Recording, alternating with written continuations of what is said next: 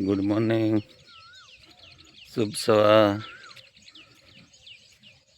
ये हमारे लेट बोया हुआ बाजरा है,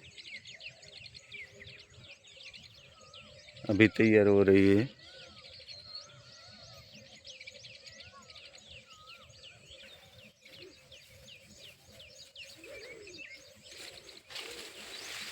बाजरी अच्छा है, मस्त बाजरी से તમે જોઈ શકો છો। पानी का फुहारा लेवल हो गई है, हाइट अच्छी है, वधेली सारी છે बाजरी, मस्त बाजरी છે।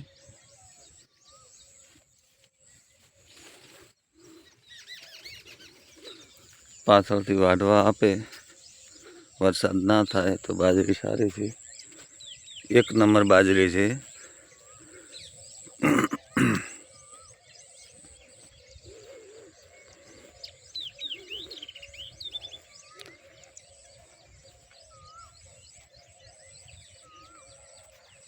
देखो मोर बैठो है, बाजरी नु काम चालू है એટલે मोर अमारे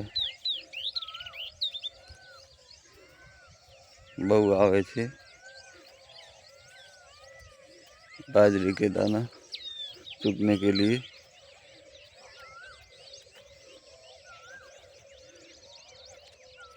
ये पहले वाला बाजरा है, कट गया है, काम पूरा हो गया है। आज कल काम पूरा हो गया है, अभी 3 दिन लगेगा। ये खेत खाली 3 दिन में खाली हो जाएगा। आज 3 दिवस लागशे, आज भेगा करवाना से